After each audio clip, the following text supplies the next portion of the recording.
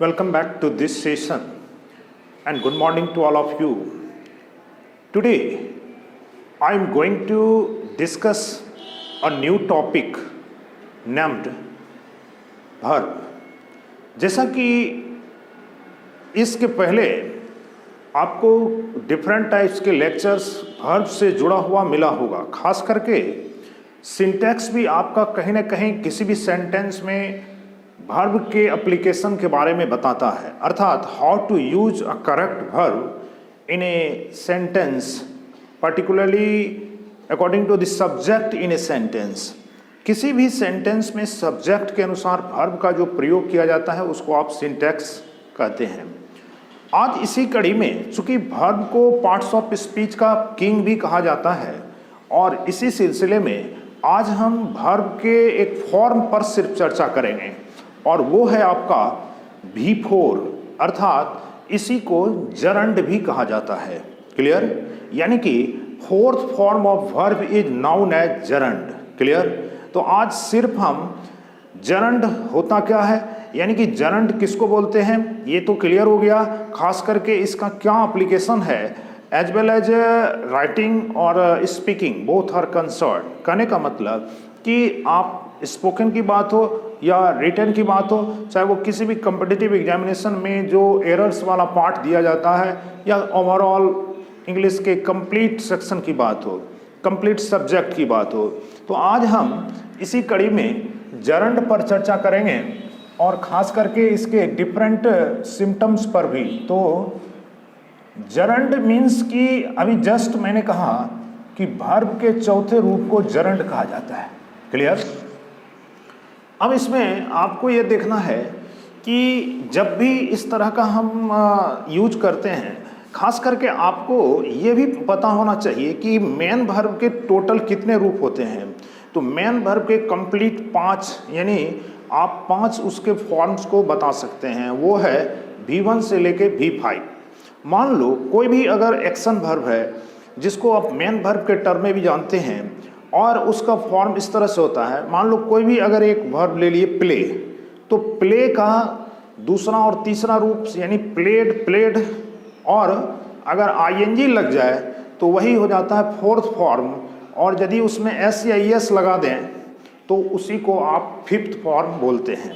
तो कंप्लीट आपका 5 रूप होता है जो एक्शन वर्ब का कहलाता है। कहने का मतलब, तो इसी के सिलसिले में आज हम सिर्फ फोर्थ फॉर्म को सेपरेट लेक्चर के द्वारा यहाँ पर सेपरेटली हम जारी कर रहे हैं। और मैं समझता हूँ कि अगर आप इस चैनल पर नए हैं तो आप इनको सबसे पहले सब्सक्राइब कर लेंगे और इस चीज़ को आप समझने का पहले प्रयास करेंगे, और आपको समझ में आता है तो इसको आप शेयर भी करेंगे।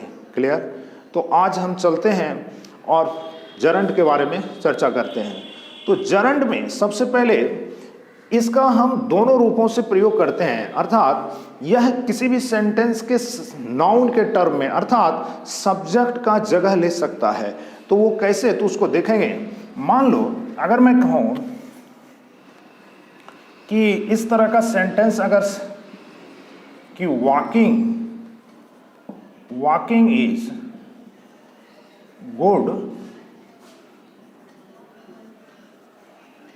फॉर हेल्थ, अगर सिर्फ इतना कहा जाए, इसका मीनिंग क्या हुआ? यहां पर वॉकिंग हमारा क्या है, ये नाउन के टर्म में। कहने का मतलब कि आईएनजी लगने के बाद वो फोर्थ फॉर्म ऑफ वर्ब तो कहलाता ही है, यानी कि यहाँ पर नाउन के टर्म में और वॉकिंग शब्द दिया हुआ है। इसका हिंदी मीनिंग है कि वॉकिंग अर्थात कि टहलना स्वास्थ्य के लिए अच्छा है, यानी बेनिफिशियल है।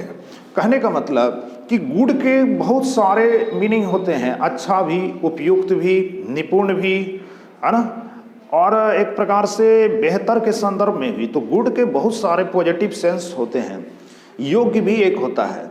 तो इसी सिलसिले में तो सबसे पहले यहाँ पर फोर्थ फॉर्म ऑफ वर्ब, यहाँ पर नाउन के टर्म में आप सब्जेक्ट के जगह पर इसका प्रयोग कर सकते हैं।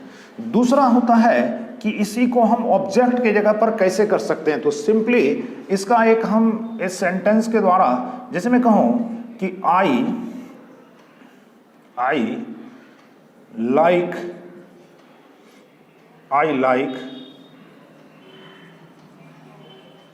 प्लेइंग। अगर सिर्फ इतना ही है तो आप यहाँ देखेंगे सब्जेक्ट, वर्ब और ये ऑब्जेक्ट के टर्म में, यानी कि एक प्रकार से देखा जाए तो यहाँ पर फोर्थ फॉर्म ऑफ वर्ब के टर्म में, अर्थात प्लेइंग यानी वर्ब का चौथा रूप जरंड जो है, तो कहने का मतलब कि सब्जेक्ट के रूप में और डायरेक्ट आप इस तरह से ऑब्जेक्ट के रूप में भी V4 का प्रयोग यानी जरंड का प्रयोग कर सकते हैं। दूसरा होता है कि एक होता है आपका कंप्लीमेंट वाला, जिसको आप पूरक बोलते हैं, यानी वैसा कोई भी वर्ड जो किसी सेंटेंस के लास्ट में लग करके उस सेंटेंस को पूरा करने का कार्य करता है, यानी कि बिना उसके वो सेंटेंस अधूरा लगेगा, यानी इनकम्प्लीट सेंटेंस। तो उसको कैसे लेंगे? तो तीसरा हो जाता है कि जरंड जो है ये आपका कंप्लीमेंट के टर्म में भी प्रयोग किया जाता है, और इसके लिए एक सबसे अच्छा एग्जांपल लेंगे कि इस तरह से कि the principal allowed me to go home। यानी मान लीजिए कि इस प्रकार से हमने उनसे अनुमति मांगी और उन्होंने हमें अनुमति दी, तो कहने का मतलब इस केस में कह सकते हैं द प्रिंसिपल allowed me, है ना, allowed me to go home। अब यहाँ देखिए allowed, इस केस में ध्यान देंगे कि allowed को यहाँ पर allowed के तुरंत बाद यहाँ पर एक आपका ऑब्जेक्टिव केस का प्रोनाउन आ गया है, इसीलिए यहाँ पर आप जो है इस केस में 2 + V1 का प्रयोग करेंगे। कहने का मतलब कि allowed me going home नहीं कहेंगे, बल्कि कहेंगे allowed me to go home। तो इस केस में जरंड का यहाँ पर प्रयोग नहीं करके आपको इन्फिनिटिव का प्रयोग करना है, ठीक है। जैसे अभी जस्ट मैंने कहा था कि the doctor advised walking in the morning, तो इस तरह से कह सकते हैं कि डॉक्टर ने सलाह दिया, क्या दिया, तो सुबह में टहलने का, तो वहाँ पर इस तरह से कहेंगे द डॉक्टर एडवाइज्ड, है ना, वॉकिंग इन द मॉर्निंग। तो वहाँ पर ऑब्जेक्टिव केस का प्रोनाउन तुरंत नहीं आ रहा है, लेकिन अगर ऑब्जेक्टिव केस का प्रोनाउन तुरंत आता है, यानी ऑब्जेक्ट के रूप में हम प्रयोग यहाँ करते हैं, तो उसके तुरंत बाद यहाँ पर जरंड का प्रयोग नहीं करके आप इन्फिनिटिव का प्रयोग करेंगे, और इन्फिनिटिव कहा जाता है 2 + V1 को, यानी कि किसी भी एक्शन वर्ब के पहले अगर 2 का प्रयोग किया जाए तो वो आपको इन्फिनिटिव के टर्म में आएगा। क्लियर? क्लियर? नेक्स्ट आगे बढ़ते हैं। जरंड का प्रयोग खास करके वर्ब प्लस प्रीपोजिशन और दूसरा एडजेक्टिव प्लस प्रीपोजिशन के बाद किया जाता है। क्लियर? तो यहाँ पर ध्यान रखेंगे वर्ब प्लस प्रीपोजिशन और दूसरा हो जाता है एडजेक्टिव प्लस प्रीपोजिशन के बाद किया जाता है। जैसे अगर मैं कहूँ कि we should abstain from doing any evil work, अगर इस तरह का हम अगर कहते हैं कि we should abstain from doing any evil work, ठीक है, तो इस तरह के कंसेप्ट को आप समझेंगे। जैसे मैं कहूँ कि we should abstain from doing any evil work. Clear? Evil work. अब देखिए यहाँ पर ध्यान देंगे आप कि कहने का मतलब जरंड का प्रयोग, अभी जस्ट हमने कहा कि जरंड का प्रयोग आप जो है वर्ब प्लस प्रीपोजिशन और दूसरा एडजेक्टिव प्लस प्रीपोजिशन के तुरंत बाद आप करेंगे। क्लियर? तो यहाँ पर वर्ब प्लस प्रीपोजिशन क्या है? तो वर्ब प्लस प्रीपोजिशन में आप यहाँ देखेंगे एब्सटेन, अलग रहना, अपने को उस चीज से अलग करना, और दूसरा यहाँ पर प्रीपोजिशन है। तो वर्ब प्लस प्रीपोजिशन के तुरंत बाद यहाँ पर ये जो आपका प्रयोग किया गया है ये क्या है? तो ये एक प्रकार से आपका फोर्थ फॉर्म यानी जरंड का पार्ट है। दूसरा हो जाता है कि जस्ट अभी हमने कहा कि एक तो हो गया वर्ब प्लस प्रीपोजिशन, दूसरा एडजेक्टिव प्लस प्रीपोजिशन। तो अगर इस तरह का एक सेंटेंस लेते हैं, जैसे मैं कहूँ कि अगर एडजेक्टिव प्लस प्रीपोजिशन के तुरंत बाद अगर हमको कोई न कोई जरंड वाला फॉर्मेट रखना है, यानी कि वर्ब का चौथे रूप का प्रयोग करना है, तो आप इसको कैसे करेंगे? तो इस केस में आप कोई भी एक सेंटेंस बना सकते हैं। जैसे मैं कहूँ कि आई एम होपफुल, मैं आशान्वित हूँ किस चीज़ को लेकर, of completing my project on time. Clear? तो इसको कह सकते हैं कि I am hopeful, I am hopeful यानी कि मैं आशान्वित हूँ, यानी आशा करता हूँ, पूर्ण रूपेण हमें कॉन्फिडेंट है, या कह सकते हैं आई एम कॉन्फिडेंट एनफ, इस प्रकार से भी प्रयोग कर सकते हैं। Hopeful of completing, clear, completing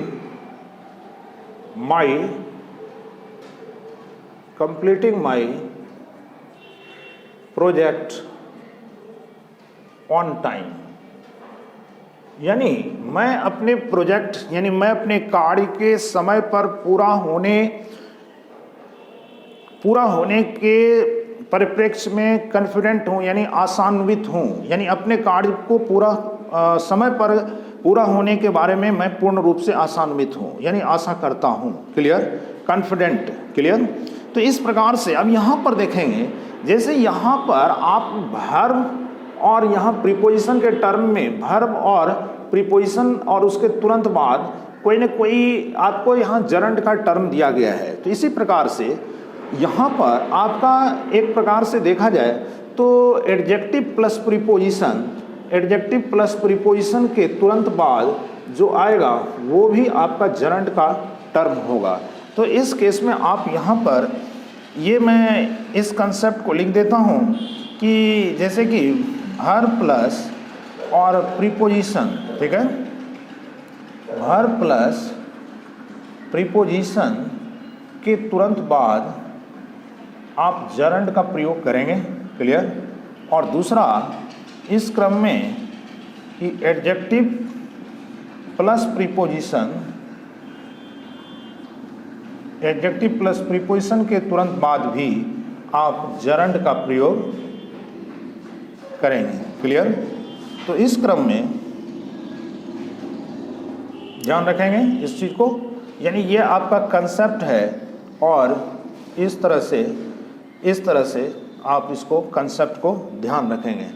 तो यानी कि ये दोनों कंसेप्ट का ये आप दोनों एग्जाम्पल के टर्म में हमने दिया है कि वर्ब प्लस प्रीपोजिशन के तुरंत बाद कोई न कोई जरंड यानी वर्ब का चौथा रूप या एडजेक्टिव प्लस प्रीपोजिशन अगर आता है तो उसके बाद आप जरंड का प्रयोग इस तरह से आप करेंगे।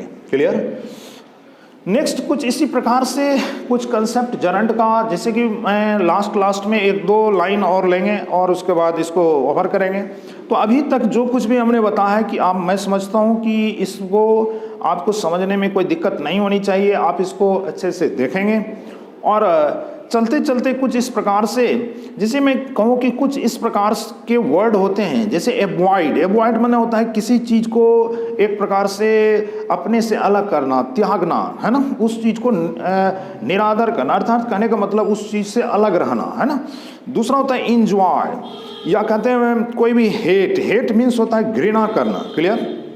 या मान लो कहते हैं कि इस तरह से कोई भी, जैसे कि सम यूज, मच यूज, या फिर नो यूज, या फिर कहते हैं इसको नो गुड, एनी गुड, इस तरह के सेंटेंस, इस तरह के वर्ड के तुरंत बाद भी अगर कोई ना कोई आएगा तो वर्ब का फोर्थ फॉर्म यानी जरंड का टर्म आएगा।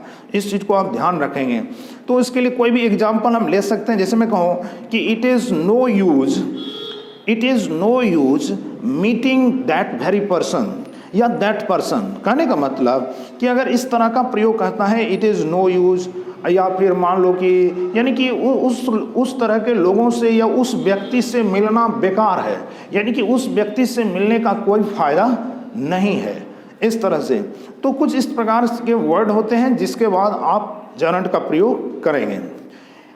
जरंड का प्रयोग खास करके इस प्रकार से भी आप कर सकते हैं, जैसे नीड और वांट के टर्म में।